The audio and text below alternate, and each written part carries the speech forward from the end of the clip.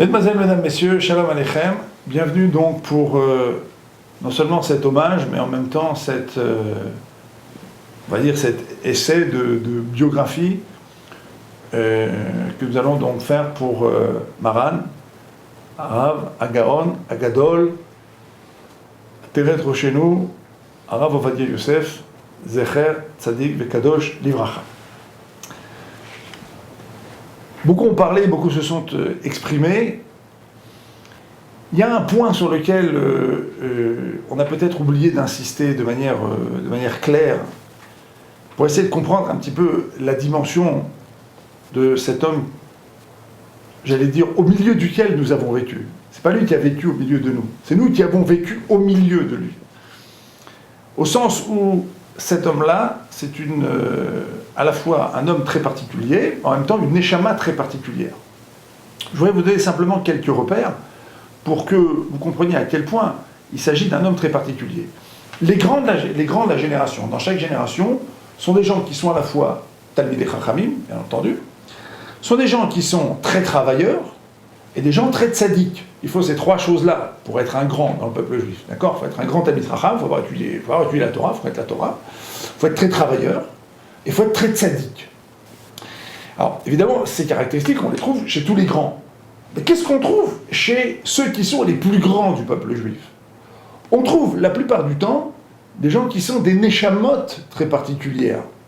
Ça veut dire que quelqu'un qui serait très Talmid Chacham, très travailleur et très tzaddik ne serait pas forcément pour autant Rav Ovadia Yosef. Ne serait pas pour autant le Gaon de Vilna, ne serait pas pour autant le Chazon Ish.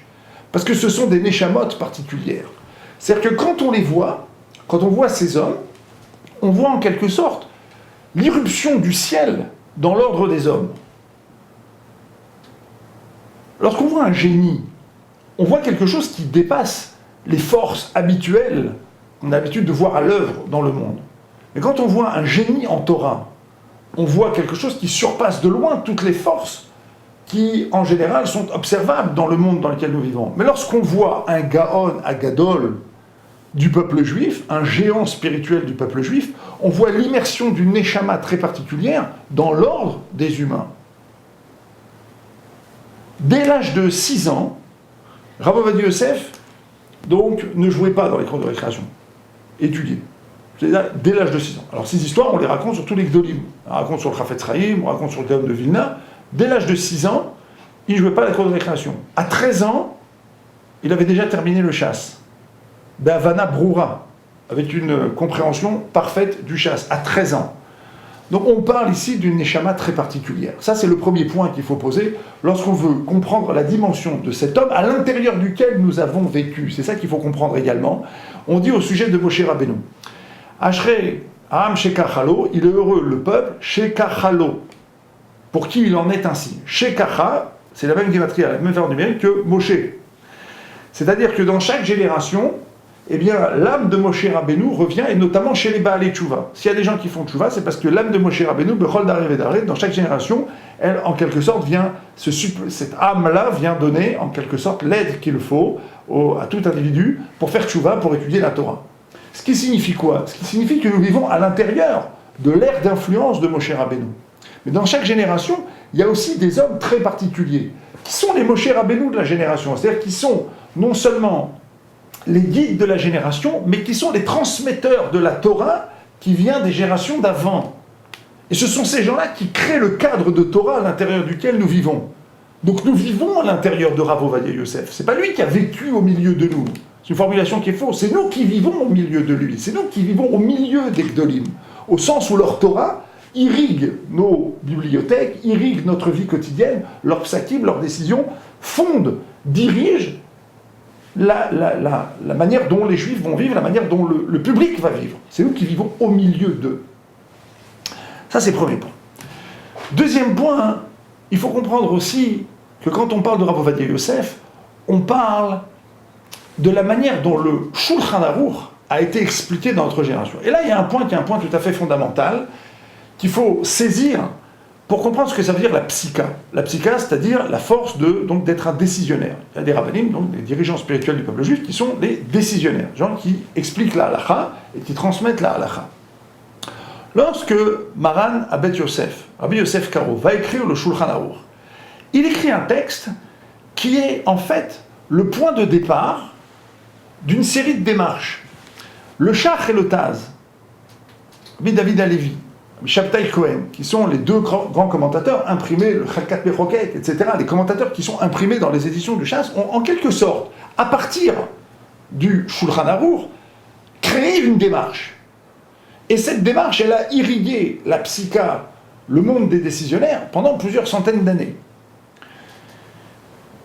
Le Ben Ish Chai, par exemple, va s'appuyer sur le Harizal, il va s'appuyer également parfois sur le Rama, en disant qu'il convient en quelque sorte de fonctionner selon tous les avis. Donc le Shulchan Aruch va être également, pour le Ben Ish Chai, également un point de départ. C'est que le Shulchan Aruch, qui est le texte à partir duquel est en quelque sorte codifié la halacha, a servi en quelque sorte de point d'émergence pour une série de démarches qui vont guider la manière dont nous allons nous conduire pendant des centaines d'années. Mais est-ce que le Shulchan Aruch a été véhiculé par un possède, par un décisionnaire, comme étant le point de départ du Shulchan Aruch lui-même? Eh bien, le premier qui a fait ça, depuis que le Shulchan Aruch a été écrit, c'est Rav Ovadia Yosef.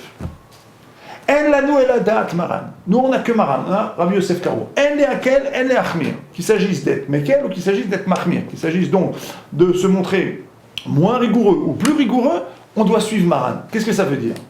Ça veut dire que depuis que Rabbi Yosef Karo a écrit, il y a eu toute une série de décisionnaires pour lesquels le Shulchan Aruch a constitué un point d'ancrage, un point de départ, et le point d'émergence d'une tradition dans la psycha, dans la manière de légiférer, dans la manière d'expliquer donc ce que doit être la halakha. Mais il y a un seul homme en 500 ans qui est venu et qui a expliqué que le Shulchan Aruch, c'était le point de départ, c'était le point d'arrivée, et donc qui a en quelque sorte réorganisé le monde de la psycha, qui a remis le Shulchan Aruch au centre, et au centre, au sens où il occupe la place, et toute la place qui lui revient, c'est Rav Ovadia Yosef. Mais Yosef, le Hanu Yosef. Yosef Karo, Rav Ovadia Yosef. Au passage, Rav Ovadia Yosef n'est pas son nom de famille, c'est lui qui a adopté son nom de famille. Son nom de famille c'était Ovadia. Eh bien, ni Yosef le Yosef n'a pas eu d'autre personnage qui a été capable de faire une telle révolution dans le monde de la psycha, dans le monde donc des décisions de la halakha. C'est d'abord comme ça qu'il faut comprendre Rav Ovadia Yosef. Qu'est-ce que c'est Am Israël? Qu'est-ce que c'est le peuple juif? Le peuple juif, c'est la Torah. Kudsha Berichu, Akadosh Baruch Hu, Oraïta, la Torah, Israël, Chadou. Tout ça, c'est une seule et même réalité. Am Israël, c'est le corps. Akadosh Baruch Hu, c'est la Neshama, c'est ce qui donne la vie à Am Israël. Et la Torah, c'est le souffle de l'esprit divin qui anime la vie du peuple juif. Mais le souffle de l'esprit divin, dans chaque génération, il a des porteurs, il a des transmetteurs. Eh bien, Rav Ovadia Yosef a été, dans notre génération, un des porteurs, un des transmetteurs de cette Torah. Il a été celui qui nous a expliqué dans cette génération ce qu'était et ce que doit être la place de Maran Abed Yosef, Rabbi Yosef Karo, dans la psycha. Et là, de ce point de vue-là, on a affaire ici à un personnage, un homme, un tzaddik, un juif d'une envergure tout à fait exceptionnelle. Dernier point maintenant pour situer l'amplitude de Rav Ovadia Yosef. Alors qu'il était un jeune avraire, on va lui demander de commencer à donner des shiurim, des cours, donc de manière quotidienne, au public, donc des gens qui travaillaient à Jérusalem, un public sfarad qui fréquentait les shouls, les Beit Knesset, donc sfarad, et Rav Ovadia donc va donner une série de cours sur le Ben Ish Chai. Démarre à cette époque une confrontation connue, qu'il a d'ailleurs couché par écrit dans les livres de Halichot Olam, sur les psakim du Ben Ish Chai. Ce qui est intéressant dans cette histoire, c'est que l'affrontement qu'il a eu avec les grands Talmidei Chachamim de Bavel a été un affrontement d'une très très grande violence. Il y avait par exemple un Rav qui s'appelait Rav Tzadka Chutzin. Rav Tzadka Chutzin était un élève du Ben Ish Chai. Il était venu en Eretz Israël ici pour en quelque sorte fournir un cadre spirituel à la Aliyah qui commençait donc à se faire, la Aliyah donc d'Irak et la Aliyah d'Iran. Les Juifs venaient s'installer en Eretz Israël, il fallait qu'il y ait des cadres donc ils viennent s'installer en Israël pour s'occuper donc de cette Aliyah. Rav Tzadka Chutzin a été le Rav du père de Rav Ovadia Yosef et le Rav du père de Rav Ben Sion Abba Shaul. C'était lui qui, à ces deux hommes, et en même temps à d'autres personnes qui travaillaient, qui étaient des gens qui étaient cordonniers, qui étaient épiciers, qui étaient des gens qui travaillaient pour leur parnassa, c'était lui qui leur donnait des cours le matin, avant d'aller travailler, le soir, avant Khatzot ou après Khatzot pour certains, et pour d'autres, des cours de Gemara, donc l'après-midi, dont d'ailleurs le père de Rav Ovadia Yosef et le père de Rav Ben Zion Abba Shaul. D'ailleurs, ce qui a fait que l'amour de la Gemara et du Limoud a été planté chez les parents, parce qu'une fois on lui a demandé à Rav Tzadka Koutzin, pourquoi est-ce que tu donnes des cours de Gemara à ces gens-là? Ils sont complètement épuisés, donne-leur des cours de Midrash, des cours sur le Zohar, donne-leur des belles idées, des belles histoires, pour qu'ils repartent chez eux avec au moins l'amour de la Torah. Elle dit non, l'amour de la Torah, il faut d'abord leur donner l'amour de l'étude de la Torah, parce que si je leur donne des Midrashim, peut-être que leurs enfants liront du Chok l'Israël, mais si je leur donne l'amour de la Gemara, avec des Tosfot, avec des Rishonim, avec des Acharonim, leurs enfants auront l'amour de la Torah. Ça, c'est ce que Rav Tzadka Koutzin disait, pour justifier, donc c'est Shurim, ces cours qu'il organisait l'après-midi, pour des cordonniers, pour des épiciers, dont, parmi lesquels vont donc se trouver les pères de Rav Ben Zion Abba Shaul et de Rav Ovadia Yosef, excusez du peu. Ben alors, ce qui est intéressant, c'est que il va y avoir un affrontement extrêmement violent entre les rabbanim originaires d'Irak et Rav Ovadia Yosef. Je ne rentre pas maintenant dans tous les détails. Ce qui est intéressant, c'est la manière dont un jeune Avrer, qui a à peine 20 ans, va justifier sa position vis-à-vis de Skenim, vis-à-vis de Zekenim, d'anciens de la communauté irakienne, va justifier sa position. À chaque fois qu'on lui sautera dessus, il dira « Yeshri Mekorot », j'ai des Mekorot, j'ai mes sources. Kachidar Kachel Torah, c'est ça le derrière de la Torah. C'est comme ça que la Torah marche. Et qui va lui venir en aide, et ça c'est un truc absolument extraordinaire, ce sont des rabbanim ashkénazes qui vont lui venir en aide. Et notamment un des grands décisionnaires de Jérusalem qui s'appelait Rav Tzvi Pessar Frank, qui va dire « Je ne comprends pas pourquoi les Irakiens sautent sur Rav Ovadia Yosef. » À Gaon, on l'appelait déjà à Gaon, parce on connaissait déjà son génie, tout le monde avait vu son génie. Il a été accepté à 10 ans à Porat Yosef. Dès l'âge de 10 ans, tout Jérusalem, tous les grands de Jérusalem connaissaient son génie, Ashkenaz comme Sfarad. Et Rav Tzvi Pessar Frank, qui a été un des grands décisionnaires Ashkenaz, va dire « Mais je ne comprends pas, nous-mêmes, les Ashkenaz, nous sommes cholek, nous sommes en marloquette avec le Gaon de Vilna, ou Rabbi Akiva Eger. Nous n'adoptons pas toutes leurs conclusions du point de vue de la halakha. Donc pourquoi est-ce que, chez les Irakiens, on s'emporte contre ce jeune Rav Ovadia Yosef, contre ce jeune Gaon, qui ose, entre guillemets, s'opposer au Ben Ishraï? Pourquoi est-ce qu'on crie sur ce jeune homme? On peut parfaitement être cholek. Et c'est ce que disait Rav Ovadia Yosef. Rav Ovadia Yosef disait « Kachidar Kachel Torah ». C'est ça le derrière de la Torah. C'est comme ça que la Torah fonctionne. Si quelqu'un peut se targuer d'avoir le niveau de Kedusha, le niveau de Yirat Shamayim, mais évidemment le niveau de connaissance en Torah pour justifier sa position, pourquoi est-ce qu'il devrait se retenir d'exprimer sa position? Car Kachel Torah, c'est ça le derrière de la Torah, c'est comme ça que la Torah fonctionne. Et il y a là un point, qui est donc le troisième point, qui est un point tout à fait fondamental. Tout au long de sa vie, Rav Ovadia Yosef est né en 1920. De 1926 à 2013, dans 87 ans, toutes les positions de Rav Ovadia Yosef, celles que certains ont voulu retenir sur le plan politique ou sur le plan de la société israélienne, et celles donc qui ont trait directement à la halakha. Il faut le savoir, toutes ces positions ont été motivées par sa connaissance de la Torah. Il n'était que Torah. Et ça, c'est fondamental de le comprendre et de l'intégrer. Ce qui a permis au jeune Avrer, Rav Ovadia Yosef, de tenir face aux pressions des Skenim, des anciens, quand il a commencé à expliquer en quoi et pourquoi il était en marloquette avec le Ben Ishraï, eh bien c'est exactement la même chose qui lui a permis d'expliquer au chef du gouvernement, il y a peu de temps, qu'il était contre l'enrôlement forcé des Bachorim. C'est ce qui lui a permis d'expliquer pourquoi à un certain moment il était pour l'échange de territoire contre la paix. C'est ce qui lui a permis d'expliquer pourquoi les Falashmoura étaient juifs, etc., etc., etc. Tout au long de sa vie, ces positions n'ont été justifiées que par la connaissance des 25 000 livres qu'il avait dans sa bibliothèque et de ce que la Torah enseignait. Il n'était que Torah. Ce sont là les 3 points qu'il faut retenir en introduction pour comprendre de qui nous allons parler et de quoi nous parlons. Il y a eu 850 000 personnes qui sont venues à Salvadia. Il y avait, je vous le garantis, des millions de gens qui étaient devant leur internet, devant leur télé, qui ont suivi donc cet enterrement. Ça veut dire que tout le peuple juif était là. Qu'est-ce qui unissait tous ces gens-là, dont une grande partie qui sont venus à son enterrement, mais qui de toute façon ne suivent pas ses psakim, ne suivent pas ses décisions, qui de toute façon suivent des rabbanim qui de toute façon n'étaient pas d'accord avec Rav Ovadia Yosef. Pourquoi est-ce que tous ces gens-là sont venus? Parce que le point commun de tous les gens qui sont venus, qui se sont penchés sur le kever, sur la tombe de Rav Ovadia Yosef, sur l'homme Rav Ovadia Yosef, sur sa vie, sur ce qu'il a fait, ce qui les relie, c'est la Torah. Et ça, c'est un signe qui ne trompe pas.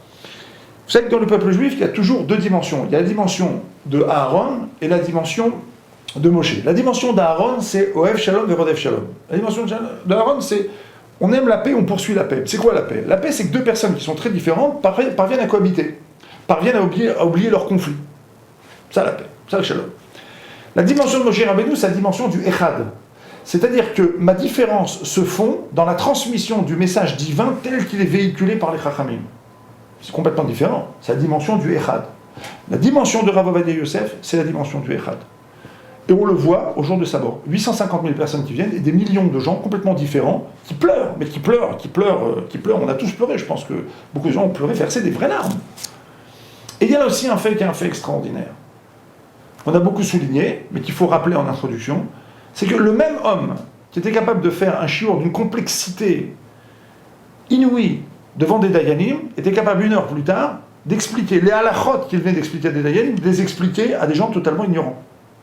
Et donner à chacun le sentiment de faire partie de grandir, de faire partie de son histoire à lui. Et ça, c'est extraordinaire, parce que c'est les talents d'un manik. C'est ça la force d'un manik. Voilà les points qui sont des points fondamentaux et qu'il faut retenir, et qui nous permettent maintenant de situer Rav Ovadia Yosef là où il est. Il y a eu le Rambam, il y a eu Maïmonide, il y a eu le Rif avant lui, Rabbi Yitzhak El-Fassi, il y a eu les Géonim avant lui, donc il y avait les Géonim, il y a eu le Rif, il y a eu le Rambam, il y a eu Rabbi Yosef Karo, il y a eu évidemment au milieu de toutes ces époques des dizaines et des dizaines et des dizaines de très très grandes sommités du peuple juif. Après Rabbi Yosef Karo, il y a eu donc divers courants qui se sont exprimés, puis est arrivé presque 500 ans plus tard, un homme comme on n'en a pas eu depuis 500 ans, qui est Rav Ovadia Yosef. C'est là qu'on se situe. Et c'est en ceci qu'il faut bien poser que c'est nous qui vivons à l'intérieur de lui, et c'est pas lui qui a vécu au milieu de nous. C'est-à-dire que nous sommes tous des enfants de Rav Ovadia Yosef. Il y a un dernier point qui mérite notre attention, c'est que ces 20 ou 30 dernières années, on nous a beaucoup baratiné au sujet de Rav Ovadia Yosef. De beaucoup raconter beaucoup d'histoires, beaucoup de rabbinim aujourd'hui qui le disent, tu ne vas pas le dire trop fort. Moi je crois que c'est une chose qui doit être dite. On nous a un petit peu volé Rav Ovadia Yosef, fondamentalement. Dans notre génération. Moi j'ai 50 ans, je pense que notre génération, à nous, des Balei Tchouva Sfaradim, on nous l'a un petit peu volé. Parce que son génie était reconnu par tous les grands rabbinim ashkénazes. Sfaradim bien sûr, mais ashkénazes. Il était su, il était connu. Rav Eliashiv, Rav Shach, les deux grands leaders qui ont permis à Rav Ovadia Yosef d'émerger.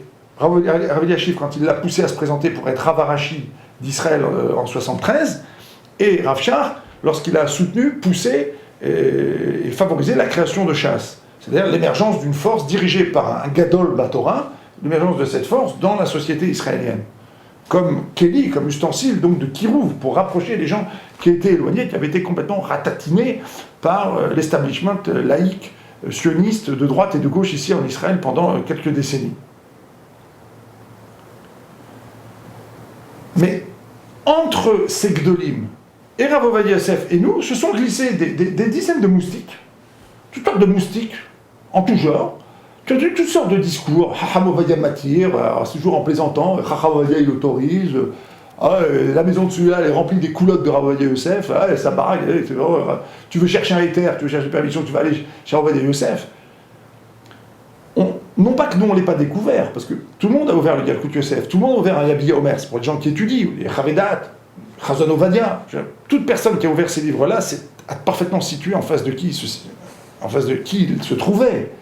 Mais il y a quand même une espèce de zilzoul qui fait partie quelque part du complexe qui a été imposé aux Sfaradim ces dernières années et qui a complètement troublé la carte. Et d'une certaine manière, c'est donc on nous a un petit peu volé ce personnage. C'est seulement ces dernières années, notamment en faveur de la Aliyah qu'il y a eu ici aux gens qui sont venus en Israël, ils ont vraiment pu voir de près cette grandeur, cette infinie grandeur, que les choses ont un petit peu plus changé.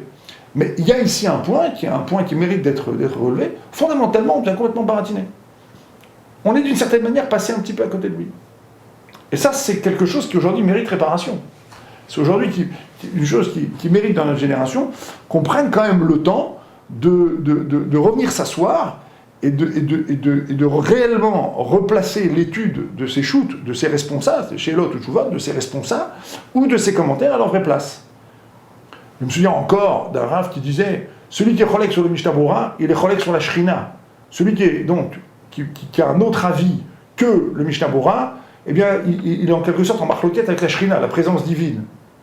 Une phrase d'un ridicule aujourd'hui, qui aujourd'hui prend vraiment particulièrement son relief, et dont on voit à quel point elle est ridicule. Et c'est une phrase qu'on entendait, c'est une phrase qu'on a souvent entendue. Dans les shivot, dans les kolélim, on l'a entendu dans le monde de la Torah, une phrase complètement ridicule. Parce qu'effectivement, si aujourd'hui il y a quelqu'un qui a exprimé la présence divine dans notre monde, bah, c'était bien Rav Ovadia Yosef. Au même titre que, évidemment, le Chafetz Chaim, au même titre que tous les gdolim du peuple juif. Il ne nous appartient pas à nous de juger qui est grand, qui n'est pas grand, pas rentrer là-dedans. Non, ce qui est clair, c'est que toute une série de moustiques se sont mis au milieu pour se permettre de dire, finalement, que cet homme-là n'était pas si grand que ça. Et là, il y a quelque chose qui relève du scandale et qui réellement mérite, je crois, réparation, et une véritable introspection, et une véritable réflexion pour comprendre que quelqu'un qui a 25 000 livres dans sa bibliothèque, quelqu'un qui a toute la Torah pliée en quatre dans son cerveau, et qui est capable de citer par cœur un Tosfot qu'il a fait, ou une réponse du Chida qu'il a vu il y a 63 ans, ou un Tosfot qu'il a fait il y a 20 ou 30 ans, mot à mot, à quelqu'un est venu voir une fois pour lui demander une ségoula, une possibilité donc d'avoir de la mémoire.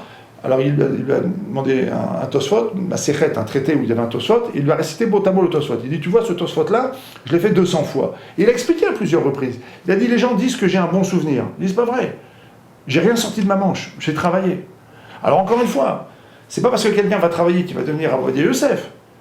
Mais quand il y a un Rav Ovadia Yosef qui émerge dans notre génération, Ashkenaz ou Sfarad, sachons placer dans notre estime, nous les gens du peuple, sachons regarder les Gdolim comme on doit le regarder, c'est-à-dire d'en bas, avec la vénération qu'on doit donner à ceux qui nous amènent la Torah depuis Moshe Rabbeinu, qui nous la transmettent. Et là, de ce point de vue-là, effectivement, il y a eu, je pense, d'une certaine manière, un certain raté qui participe du complexe des Sfaradim par rapport au monde ashkénaze et par rapport à eux-mêmes. C'est un peu comme si les Sfaradim eux-mêmes ne connaissaient même pas leur propre tradition, ils ne connaissaient même pas leur propre force, et leur manière à eux d'étudier et de fonctionner. Bon, voilà ce qu'on peut dire en introduction. Dans un prochain cours, on va rentrer donc dans le détail, expliquer un petit peu comment est né Rav Ovadia Yosef. À très bientôt.